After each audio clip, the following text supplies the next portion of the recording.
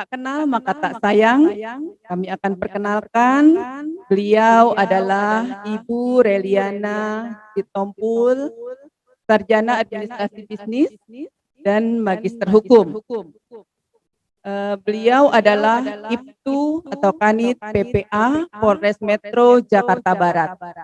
Tempat tanggal lahir Parutung 13 Maret 1976 yang beralamat di Asrama Polri Palmerah nomor 21 RT 06 RW 14 Palmerah Jakarta Barat. Beliau akan menyampaikan materi yang sangat bermanfaat untuk kita semua, yaitu proses penegakan hukum, Undang-Undang PKDRT dan Undang-Undang Perlindungan Anak serta penanganannya. Kita ikuti bersama Bunda Reliana, tapi sebelumnya ada pantun nih Bun. Ya, jalan-jalan ke daerah Bantul. Masih bisa naik pedati. Inilah materi Ibu Reliana Sitompul, wanita perkasa namun lembut hati. Luar biasa hebat. Oke, kita yel dulu ya teman-teman ya. Hidup guru, hidup PGRI, solidaritas. Siapa kita?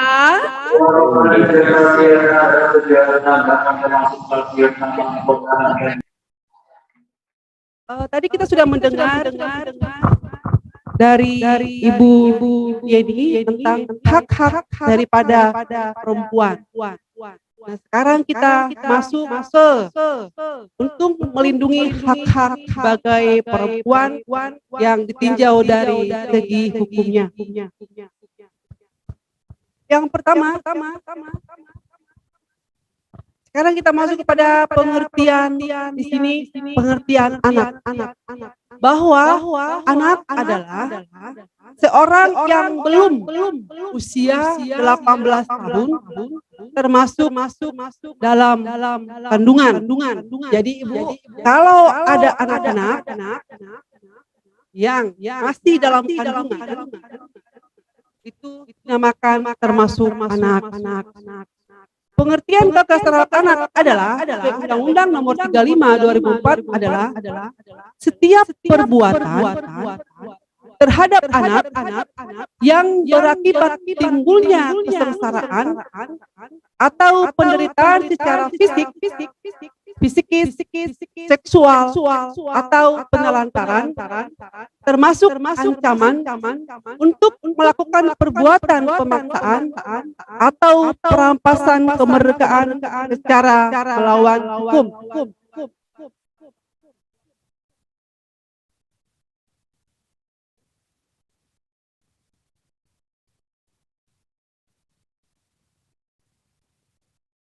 Nah, sekarang kita masuk kepada undang-undang. Ini yang sering terjadi di sekolah maupun dimanapun. Yang sekarang tren maju, banyak kekerasan di lingkungan sekolah. Yang pertama adalah pasal 76C atau pasal 80 kekerasan terhadap anak. Setiap orang dilarang menempatkan, membiarkan, melakukan, menyuruh, melakukan atau turut serta melakukan kekerasan terhadap anak. Ini contohnya apa nih Bu? Ini bullying yang sering terjadi di sekolah maupun di luar sekolah. Di mana anak-anak terjadi keributan yang terjadi dalam kelas, yang sering memukul, guru memukul anak. Nah, di sini masuk ke dalam pasal 80. Yang kedua, pasal 81.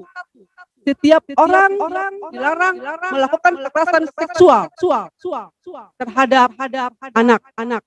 Ini persetubuhan. Nah, sekarang ini yang kami tangani banyak sekali pelakunya guru. Oknum guru. Nah, dengan adanya pasal sekarang ini Bu, ada namanya Perpu Nomor 1 tahun 2016 ini ada namanya hukuman kimia kebiri.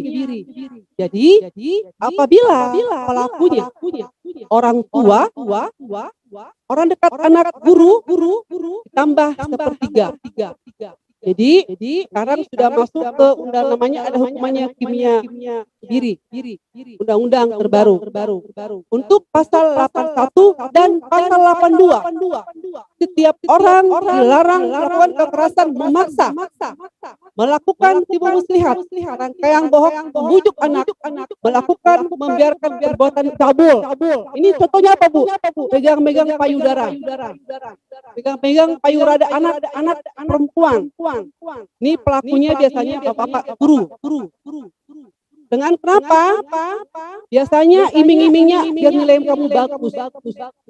Jadi anak dipangku-pangku oleh bapak gurunya, dipegang-pegang. Sekarang kamu sudah tumbuh ya. Nah, tapi tangan bapaknya payudara anak-anak. Anak-anak merasa itu hal biasa. Dia merasa takut. Oh, ntar kalau saya dipegang-pegang nilai saya akan tinggi. Nah, hal-hal ini yang tidak boleh dilakukan oleh orang guru. Ada undang-undangnya. Untuk pasal 81 dan pasal 2 ada tambahannya adalah kimia kebiri.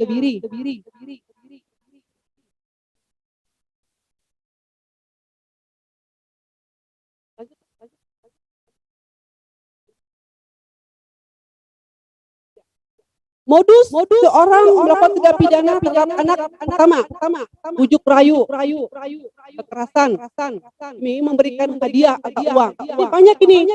Biar nilai kamu bagus, kamu sini dekat papa. Duduk di pangku,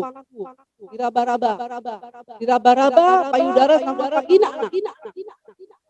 Nah, ini yang ada oknum guru. Makanya saya terima kasih kepada ibu guru, ini saya undang kepada ibu guru sama bapak guru di sekolah untuk menghindari hal-hal seperti ini, bahwa pegang-megang yang bukan seperti payudara, vagina anak itu ada undang-undangnya, kekerasan terhadap anak. Diberikan minuman keras yang membuat korban tidak sadar dan korban dicabuli atau diakui. Kencang melalui medsos. Ini banyak terjadi nih. Di mana YouTube sekarang ini banyak yang tahu. Di mana anak-anak live sendiri. Megang vaginanya, megang payudaranya, karena setiap menit ada bayarannya.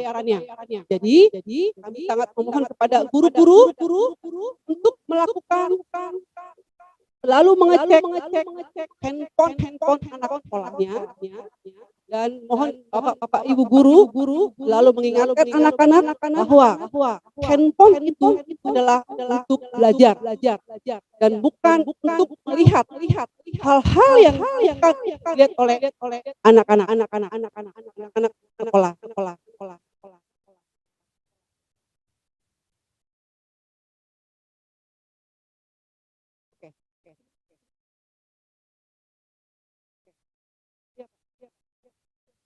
Nah, untuk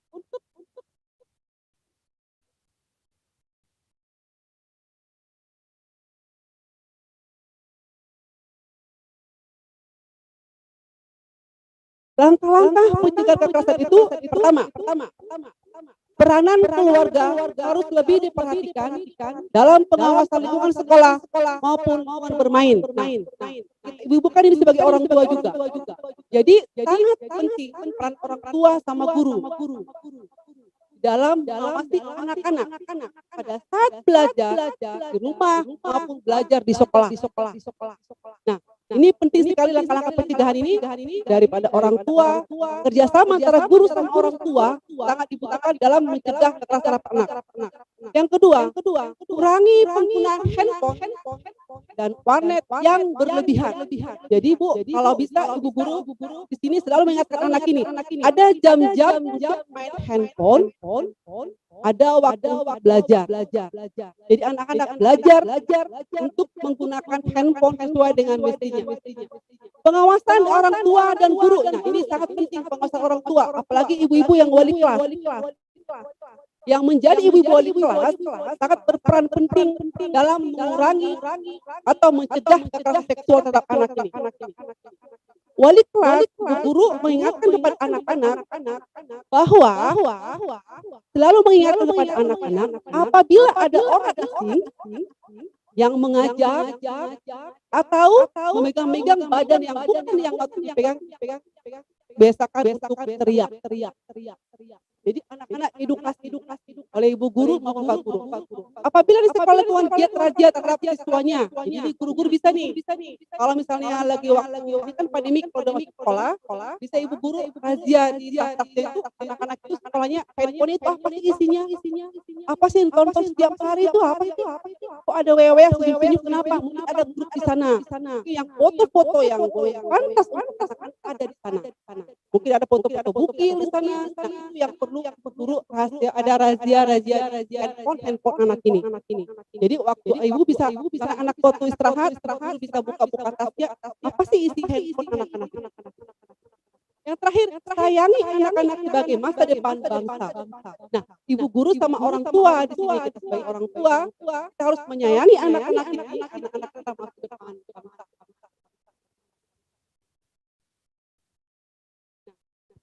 Kita masuk kepada sekarang kekerasan KDRT adalah kekerasan di rumah tangga itu ada kekerasan empat. Fisik, psikis, seksual, dan penelantaran. Siapa pelakunya? Ada individu, ada kelompok, ada apa namanya fisik. Kekerasan fisik adalah perbuatan yang mengakibatkan rasa sakit, jatuh sakit atau terluka. Jadi ibu-ibu di rumah, kalau ibu rumah sering sama suami suaminya sering berantem, sering main full baik bagian mana ada undang-undangnya, ada namanya kalau psikis apa?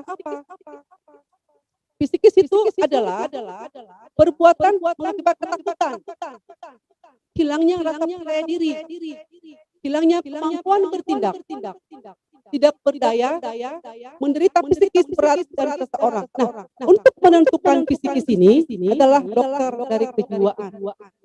Nah, psikis ini terjadi karena apa nih? Terjadi ini Bu. Banyak ibu-ibu di rumah yang kurang komunikasi baik dengan suaminya. Misalnya, ini istrinya ini sebenarnya pengen misalnya ini. Kalau suami saya misalnya ada pulang, aku diajak lah. Tapi istri tidak mau ngomong sama suaminya. Jadi dipendam terus. Kegiatan di sekolah, karena suami tidak betah. Apa itu kemauan istrinya? Udahlah, kalau kamu juga nggak mau, suami langsung menjelas seperti itu. Istri ingin diajak sebenarnya. Kegiatan di sekolah, misalnya ikut kondangan sama suaminya, berdua. Sebenarnya kalau suaminya daripada repot, depan aja lah, istrinya pengen diajak sebenarnya. Jadi lama kelamaan dia diam di rumah, diam aja diam, sama bergaul sama temannya tidak ada, tidak komunikasi yang terbaik antara suami di rumah. Nah, kalau misalnya di rumah misalnya bapak bisa ngomong, ibu kamu bisa lah ganti baju yang dasarnya lebih bersih. Kenapa? Karena kalau kamu bersih di rumah kan saya kan pulangnya enak. Sebenarnya komunikasi saja. Kadang istri ada, udah apa ini aja lah saya pakai. Bisa gini aja lah. Ternyata suaminya pengen istrinya itu bersih. Misalnya walaupun dasarnya misalnya jelek, tapi bersih dan wangi. Jadi ada komunikasi yang terbaik antara suami sama istri di rumah. Nah, yang terjadi psikis seperti ini Bu. Gara-gara istrinya seperti komunikasi nggak baik, dia tidak bisa tidur, ada gangguan, tidak bisa makan, ada gangguan terhadap ibunya, anak juga terurus. Nah, inilah terjadi psikis di rumah. Seksual. Nah, seksual ini adalah memaksa hubungan seksual yang dilakukan orang di dalam rumah tangga. Penelantaran itu adalah di mana suami tidak memberikan nafkah kepada keluarganya, kepada istri maupun anaknya di rumah.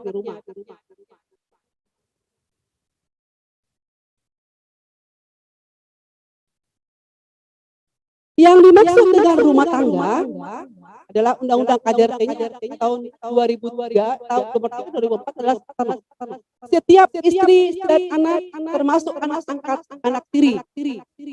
Orang yang berhubungan keluarga karena berhubungan darah perkawinan, persusuan, pengasuhan, perwalian yang menetap dalam rumah termasuk adalah pembantu rumah tangga.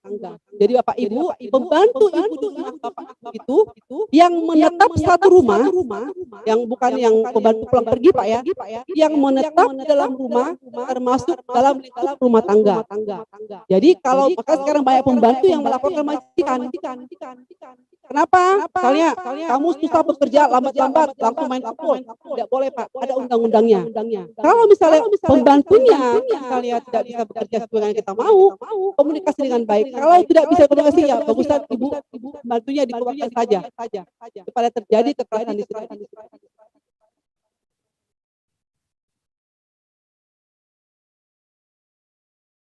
Nah, kekerasan ini Bu ada tadi 4, kekerasan dalam rumah tangga ada 4, tadi fisik, psikis, seksual, dan sarang rumah tangga.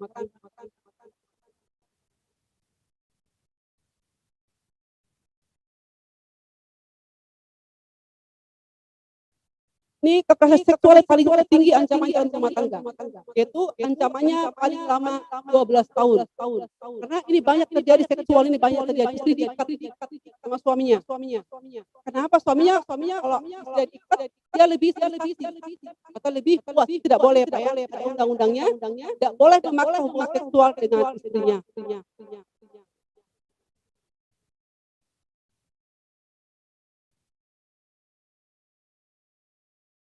Apa saja faktor penyebabnya? Pertama, korban atau pelapor takut malu peristiwa dialaminya.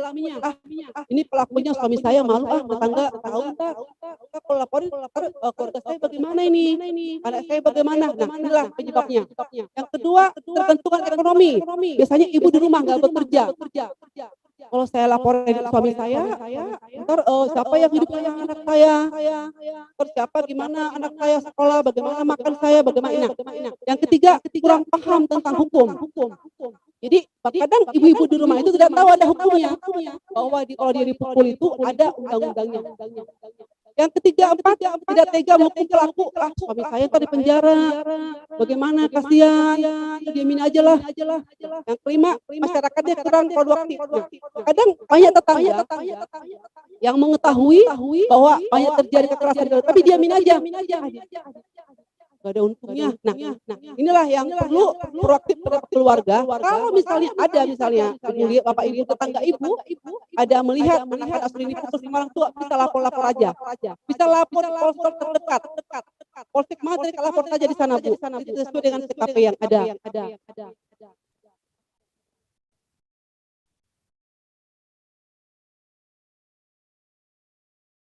Hambatan yang penyidik temukan, yang pertama ini kalau masalah KDRT, pelapor tidak mau buat laporan, pelapor mencabut laporan polisinya, pelapor saksi tidak datang saat pemeriksaan, pelapor dari ketahui keberadaannya, pelapor laporkan saat kejadian lama terjadinya, dan yang terakhir hilangnya barang bukti.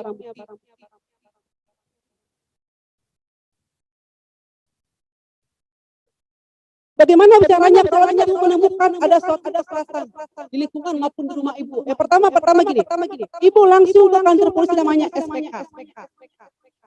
Dari SPK itu namanya reskrim, namanya PPH, kami melakukan konseling di sana. Nah, dari konseling dari kita PPH, kita mengetahui ini apa kira-kira pasal yang ibu laporkan. Setelah menentukan pasalnya apa, ibu langsung kita bawa membuat laporan polisi. Ya. Nah, setelah ibu lapor, ibu ada visum korban, karena kekerasan itu visum. Nah, visumnya ini nggak bayar, gratis Bu. Ini semua gratis, tidak bayar.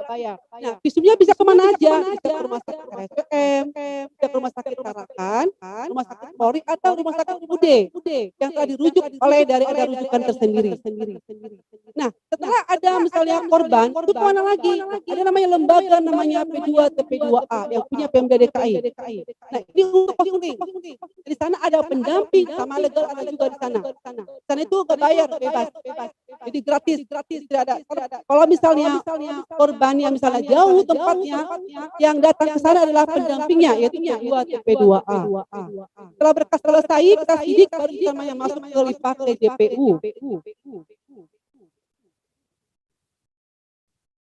Yang perlu kalau Mayu mau lapor misalnya misalnya KDRT di rumah, kekerasannya apa, ya kita namanya ada visum et repertum. Ya, kalau misalnya ini semua gratis. Kalau misalnya fisiknya kita ke rumah sakit, RSCM, Tarakas sama Polri. Nah, kalau fisiknya bisa ke RSCM, bisa ke Polri. Nah, kalau misalnya ini kan harus ada dua alat buktinya, misalnya ada saksinya, ada ahli, ada surat petunjuk, ada terdakwa. Baru pemeriksaan psikologinya yang kedua itu adalah gratis.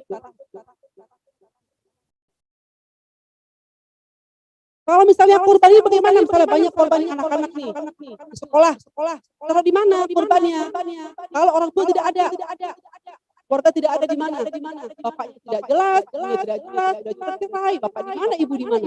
Dari penjara bapaknya, ibunya ada kawin lagi. Nah, kemana korbannya? Taruh di mana korbannya?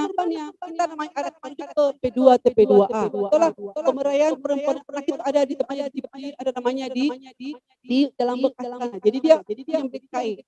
Jadi sana punya tempat shelternya.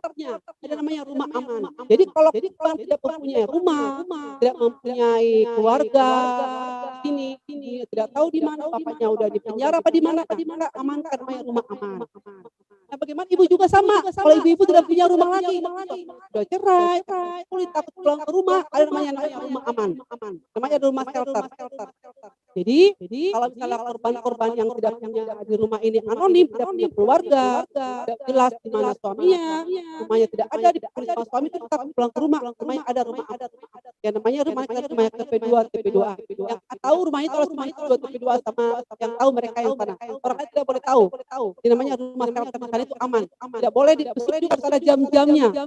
Ada waktunya, ada di sana. Ini contoh-contoh kekerasan terhadap anakmu ini.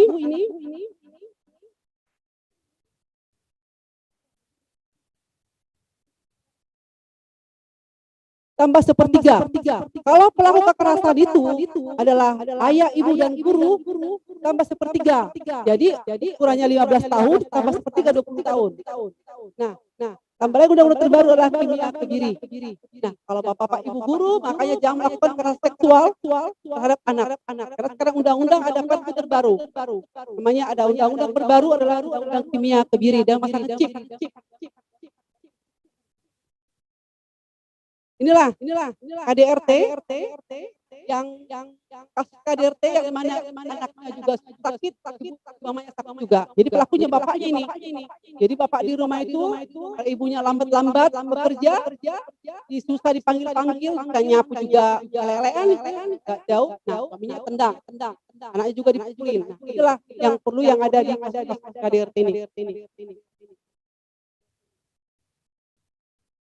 Makanya sudah tadi Bu, kalau misalnya korban ini Bu banyak pendampingannya.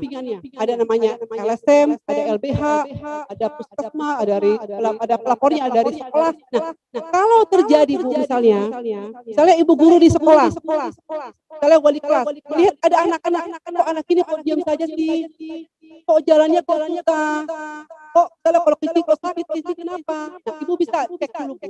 Nah, kalau ibu menemukan misalnya ada kekerasan terhadap anak, itu bisa langsung lapor ke kami saja. Bisa. Jadi ibu guru yang lapor ke polisi, boleh. Karena sekarang gini Bu, kadang kan juga yang paling dekat anak kan kadang wali kelasnya. Yang melihat anak kok anak ini kok sekarang ini kok beda ya, kok bajunya kok busuk banget, kok anak ini enggak ada senyumnya. Kok anak ini kok diam aja. Karena ini Bu, nah perlu pendekatan daripada wali kelasnya. Yang melihat kok anak ini kok hari-hari biasanya dia ceria kok sekarang kok pendiam. Jadi lebih pendekatan kepada anak-anak itu. Nah, untuk yang korban-korban bisa direhab, ada pemulihannya korban ada pendampingan korban juga ada psikolog ada rumah aman ada. Nah, yang merujuk ke sana adalah dari pihak kepolisian. Kita melihat kalau misalnya korban ini misalnya perlu rehab, kita rehab. Pemulihan korban perlu kita rehab, psikolog perlu kita buat dan semua gratis, tidak ada yang bayar. Jadi kalau menemukan misalnya di rumah mau di sekolah ada korban langsung aja lapor ke kita. Jadi kita yang merujuk kemana semua kita dari penyidik yang merujuk ke sana. Nah, karena waktu sudah habis, kita mengucapkan terima kasih Bapak Ibu atas segala berkenan untuk mendengarkan sedikit dari terima kasih.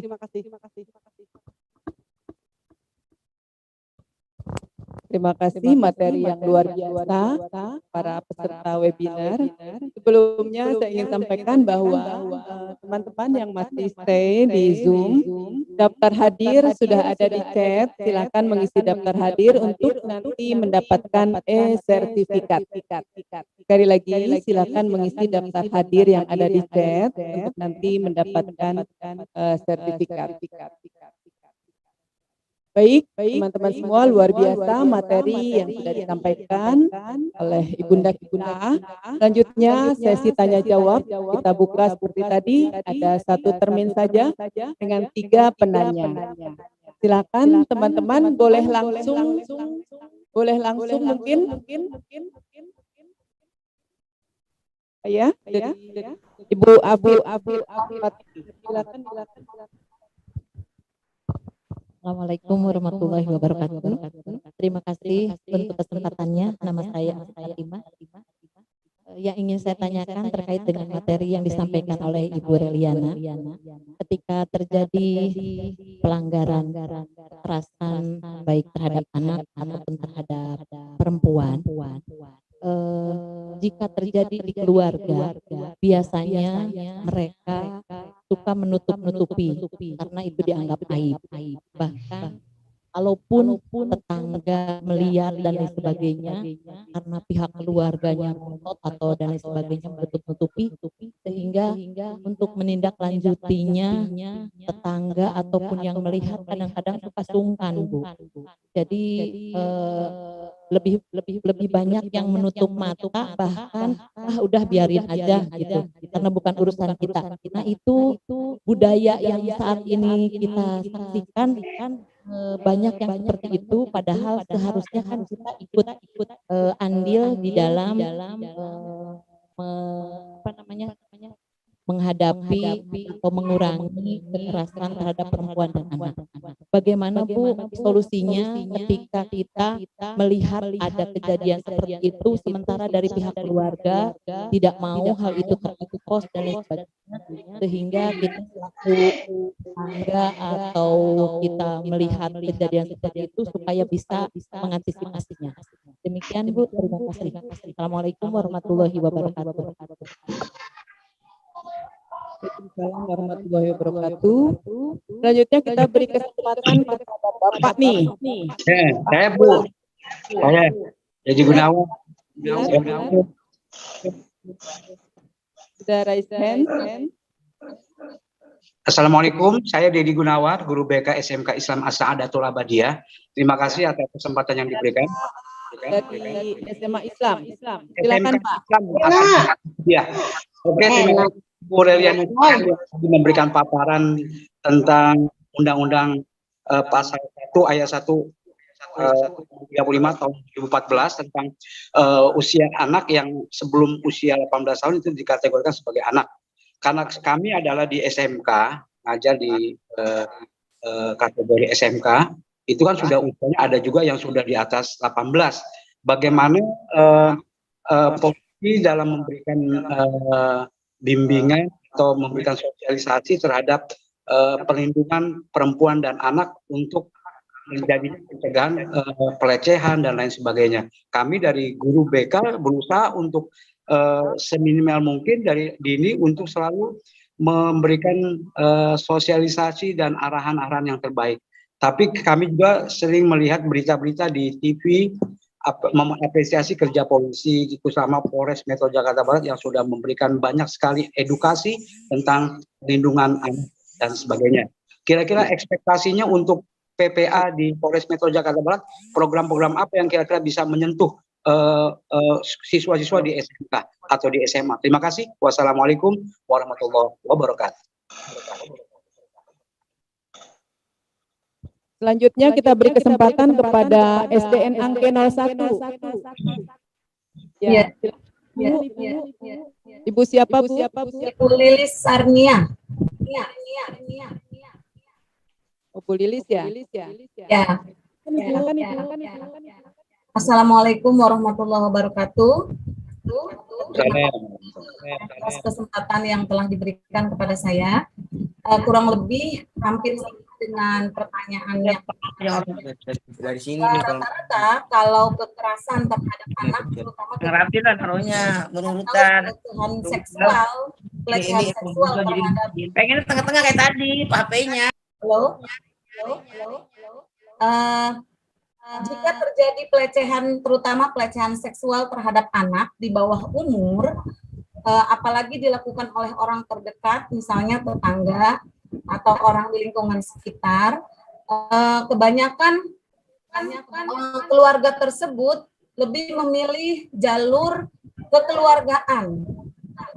Ada beberapa kasus yang memilih jalur kekeluargaan karena yang pertama aib bagi keluarga, kemudian yang kedua berpikirnya masa depan anak bagaimana nanti ketika dia akan menikah, oh dia sudah dilecehkan seksualnya, sudah hilang keperawanannya dan sebagainya. Sehingga yang terjadi adalah si anak tersebut yang padahal usianya masih di bawah umur malah dinikahkan dengan orang yang sudah melakukan kekerasan seksual tersebut.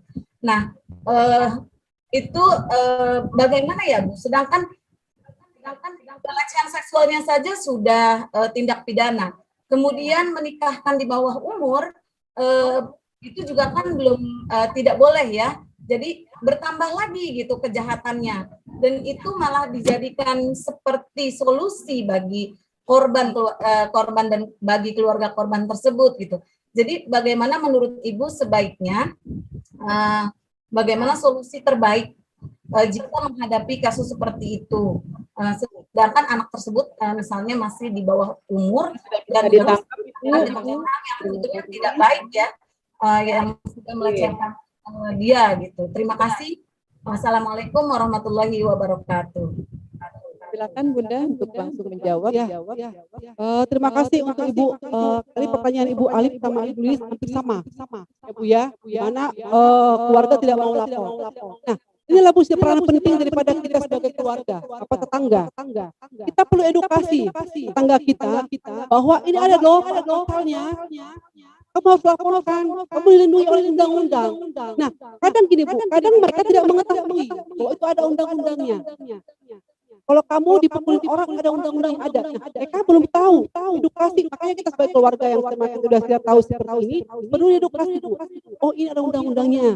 Kalau kamu dipukul kamu ada undang-undangnya. Kalau kamu dilecehkan itu ada undang-undangnya. Penting loh. Kamu tidak boleh harus lapor. Perlu ada dukungan daripada keluarga sini. Tetangga perlu dukung korban untuk lapor. Karena kita Bu punya kita namanya psikolog. Jadi anak ini kalau misalnya kita melihat dia ada misalnya gangguan, kalau misalnya ada dia kita langsung ke psikolog dulu. Kalau ada psikolog sudah masuk, sudah bisa kita bicara komunikasi baru kita periksa. Nah, kalau misalnya anak ini kita diperiksa, bisa masuk ke penyidik juga nggak bisa ngomong sama dia, belum bisa nyambung apa yang terjadi psikolog dulu Bu. Nah, peran daripada keluarga di sini tetangga laporkan saja Bu, edukasi pada korban ini ada pasalnya. Biar kamu ini bisa kamu bisa kamu pulih.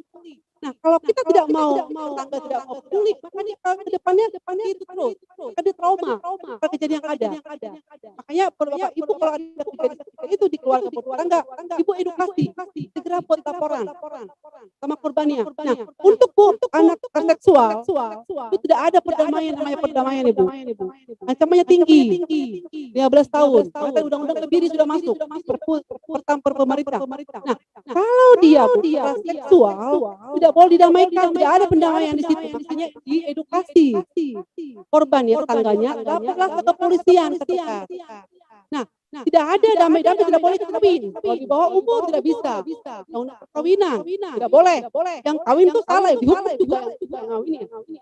Nah, itulah perlu edukasi daripada ibu guru, bapak guru. Kalau misalnya ada seperti itu, ibu perlu pendekatan sama korban agar mau melaporkan bawa ke kami saja. Nah, korban kami akan edukasi, kami bimbing, kami psikolog. Jadi biasa buka apa yang terjadi di sana. Ya Pak Ibu ya, jadi perlu peran daripada tetangga, ibu guru yang mengetahui seperti ini lakukan apa saja. Bu bisa melapor, bisa langsung kami kita langsung bawa kalau sama ke rumah sakit. Sudah bayar, gratis semua bisa bayar di sana. Ya Bu ya. Nah, untuk tadi dari Bapak SFK, apa yang kami lakukan daripada pihak polisi ini Pak? Kalau memang sekarang Pak, di undang-undang itu Pak, anak-anak itu Pak adalah minus kurang 18 tahun. Jadi kalau 18 tahun misalnya sudah jauh dewasa. Jadi kalau Bapak tadi punya murid, 18 itu namanya dewasa Pak. Jadi tidak termasuk undang-undang anak walaupun dia sekolah. Ya Pak ya. Jadi anak-anak dari sekolah Bapak yang sudah 18 tahun itu sudah masuk dewasa.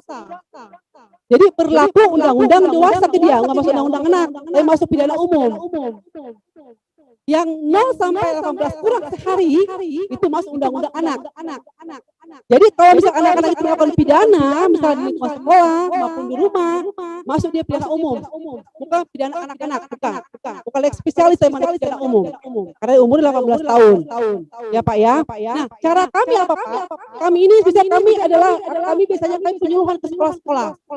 Tapi karena kami masih akademik, kami tidak bisa ke sekolah Pak. Bisa kami dari polisi ke sekolah-sekolahan memberikan edukasi kepada anak-anak sekolah, guru, di RPETRA, adalah undang-undang pasal anak ini. Oh, anak-anak nggak boleh ini loh anak-anak. Ada kamu seperti ini loh anak. Kalau kamu ini biasanya kami seperti itu Pak. Tapi kadang-kadang pandemi sekarang ini ada COVID, kami tidak bisa ke sekolah-sekolah. Karena sekolah juga libur. Pak, jadi kalau ini mengangkat pas saya konten sekali kami menangani kekerasan seksual terhadap anak ini. Kami tidak ada namanya main-main kekerasan seksual terhadap anak ini. Langsung masuk semua masuk ke JPU, tidak ada yang kita langsung selesaikan, tidak ada. Kali kita penjara, tidak ada keluar. Kami. Nah, maupun guru, waktu pernah dari guru Jakarta Barat ini pernah oknum masuk ke kami, sampai sekarang 20 tahun dia, sampai sepertiga. Jadi bapak sama guru. Nah kemarin yang anak-anak yang sedang 2 tahun dicabut dulu bapak kandungnya, 20 tahun juga. Jadi bapak kandungnya, anaknya 2 tahun. Kemarin. Jadi kita sangat dari kami sangat kami mengharapkan Bapak Ibu guru selalu memberikan edukasi kepada anak-anak ini dalam selalu ingatkan bahwa kekerasan di mana ada. Kalau kamu ketemu orang tidak kenal, kamu teriak. Jadi tugas yang ada sekarang itu bahwa kamu menjaga apa yang bisa dipegang, apa yang tidak dipegang anak-anak itu dari guru kita sama anak-anak. Karena anak-anak paling takut sama gurunya. Karena orang tua nggak tahu, guru takut dia sama gurunya. Jadi Bapak Ibu guru saya harap dari kepolisian kami ini aktif untuk tentang kekerasan kita bisa hilangkan. Stop kekerasan anak di sekolah maupun dimanapun. Itu Pak, terima kasih. Terima kasih Bunda. 3 pertanyaan sudah terjawab semua. Luar biasa materi yang disampaikan hari ini. Sedikit akan menyampaikan kesimpulan Ibu dan Bapak sekalian bahwa yang sering menjadi korban kekerasan adalah perempuan dan anak. Baik secara fisik, psikis, seksual atau penelantaran dalam rumah tangga. Pelaku yang merupakan orang terdekat ada bonus lagi sepertiga dari hukuman. Jadi hati-hati Bu dan Bapak, kalau dulu orang tua terhadap anak undang-undang, sekarang kalau orang tua yang melakukan kekerasan terhadap anak dari aturan umum ditambah sepertiga lagi gitu ya Ibu. Dan kita juga perlu tahu bahwa prosedur melakukan pelaporan itu ada lembaga yang menangani, yaitu P2TP2A, Kemensos, Pekerja Sosial atau Dinsos, Rumah Aman atau Shelter, Komnas Perempuan, KPAI. Jadi Ibu dan Bapak Guru hari ini sudah mendapat pencerahan bagaimana dan apa yang harus kita lakukan ketika ada yang mengalami kekerasan, baik itu perempuan maupun Luar biasa Bunda, sudah selesai materi hari ini. Ada satu pantun untuk Bunda. Jakarta, kota metropolitan. Warganya sehat dan bersemangat. Terima kasih saya ucapkan untuk materi Ibu Reliana yang sangat bermanfaat. Hadirin semua, materi inti sudah selesai kita laksanakan, nanti masih ada sesi penutup. Saya sebagai pemandu acara mohon maaf atas segala kekurangan. Segala ilmu yang kita dapatkan hari ini akan bermanfaat di masa mendatang. Karena harta makin hari makin habis, betul tidak? Tetapi ilmu semakin hari semakin bertambah. Di langit ada pelangi. Tak lupa menghitung warnanya. Cukup sekian materi webinar hari ini. Terima kasih atas segala perhatiannya. Saya Suri, mohon maaf lahir batin. Terima kasih. Billahi taufiq wal hidayah. Wassalamualaikum warahmatullahi wabarakatuh. Waalaikumsalam. Terima kasih panitia. Bija. Di-screenshot nggak Kak? Bu. Dari narasumber pertama, narasumber kedua, dan moderator yang cantik dan manis. Semoga ilmu yang disampaikan dapat bermanfaat untuk kita semua. Hadirin yang berbahagia, masih ada satu sambutan. Sambutan Wali Kota Jakarta Barat sekaligus menutup acara webinar perempuan PGRI Jakarta Barat kepada Bapak Uus Kuswanto Estos MAP. Disilakan. Halo, assalamualaikum. Assalamualaikum warahmatullahi wabarakatuh. Waalaikumsalam warahmatullahi wabarakatuh. Mohon izin, saya selalu Pak Wali. Saya tunggu acara, namun di tengah pembicaraan tadi ada sementara saya mengikuti acara di yang lain. Alhamdulillah pada kesempatan baik ini saya bisa hadir bersama keluarga besar PGRI Jakarta Barat.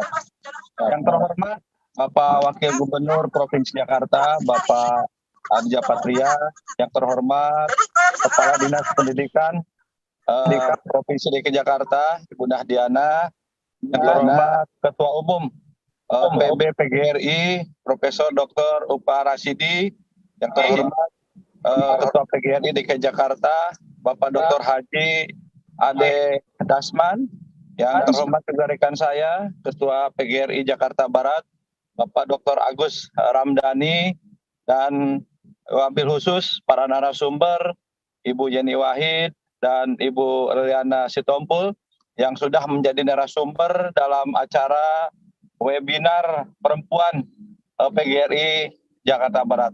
Alhamdulillah pada kesempatan baik ini saya bisa hadir bergabung dengan keluarga besar PGRI Jakarta, yang mana pada kesempatan baik ini saya berterima kasih dan mengapresiasi atas kegiatan yang diselenggarakan oleh PGRI Jakarta Barat dalam rangka kegiatan webinar perempuan dengan tema perlindungan dan pencegahan kekerasan terhadap perempuan dan anak di lingkungan pendidikan.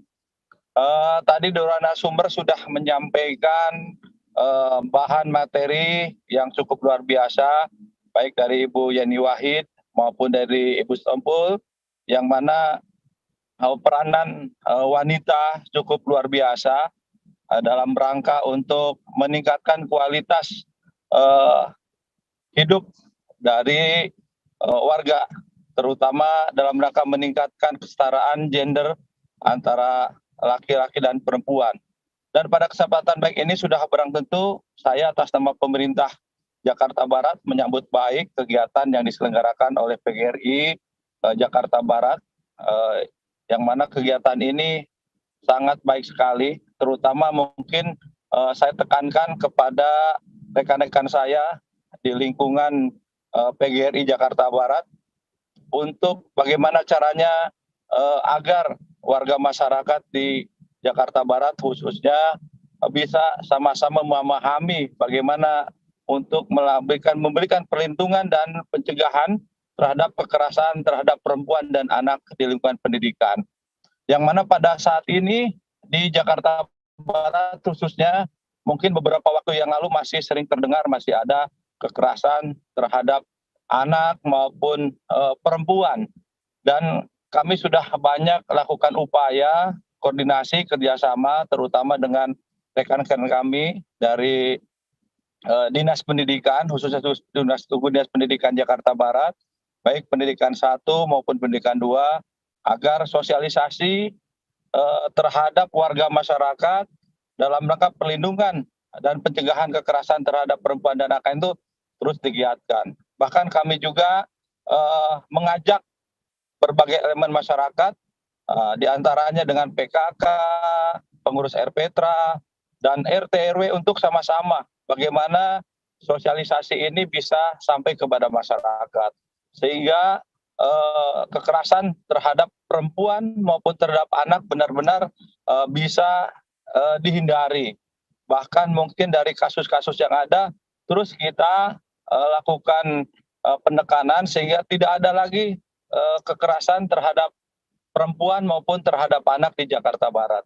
Dan saya ucapkan terima kasih kepada jajaran Dinas Pendidikan, khususnya di Dinas Pendidikan 1 dan 2, sudah banyak yang sudah dilakukan dalam rangka memberikan perlindungan atau sosialisasi terhadap perlindungan terhadap perempuan dan anak, sehingga sampai saat ini kegiatan-kegiatan terus dilakukan. Dan kami juga dari jajaran pemerintah Jakarta Barat akan terus mendorong dan memberikan fasilitas sehingga kegiatan-kegiatan dalam sosialisasi terkait dengan perlindungan terhadap anak dan perempuan terus dilakukan. Selanjutnya pada kesempatan baik ini juga saya apresiasi kepada PGRI Jakarta Barat yang sudah menyelenggarakan kegiatan ini. Mudah-mudahan bukan hanya kegiatan saat ini saja dilakukan, namun di waktu-waktu ataupun kegiatan-kegiatan yang lainnya bisa dilakukan. Bukan hanya kegiatan yang terkait dengan seperti yang dilaksanakan pada kesempatan baik ini, mungkin tema-tema yang lainnya yang sama-sama kita lakukan dalam rangka memberikan perlindungan baik terhadap anak maupun terhadap perempuan.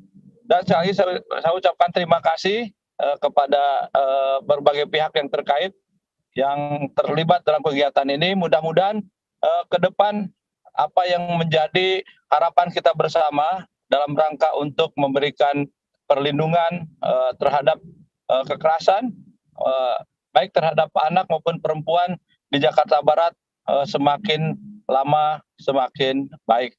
Dan saya juga berharap bahwa kegiatan ini ke depan bisa melibatkan lagi berbagai pihak yang terkait, sehingga kegiatan yang dilaksanakan seperti yang dilakukan PGRI ini nanti bisa lebih banyak pengikutnya, bukan hanya dari lingkungan PGRI namun dari unsur masyarakat yang lainnya. Itu saja mungkin yang dapat sampaikan. Sekali lagi saya ucapkan terima kasih kepada keluarga besar PGRI Jakarta Barat, ya, khususnya mungkin perempuan PGRI Jakarta Barat yang sudah dapat menyelenggarakan kegiatan ini. Sukses selalu. Terima kasih. Wassalamualaikum warahmatullahi wabarakatuh. Baik, teman-teman masih mendengar suara saya? Masih. Ya, sekarang terdengar, Bu.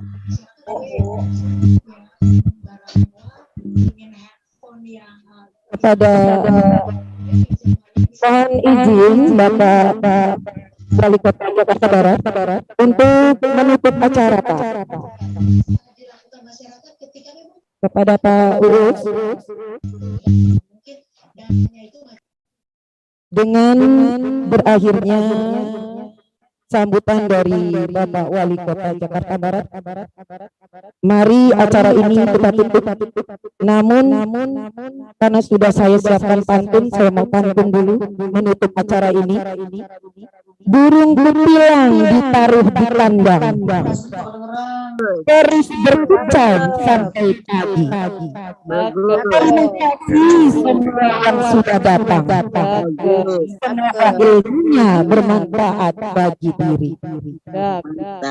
Bunga mawar, bunga melati, Cakep. di pagi hari. Saya pamit untuk undur diri. Cakep. Kita hebat akan hadir lagi. Mantap. Assalamualaikum warahmatullahi wabarakatuh.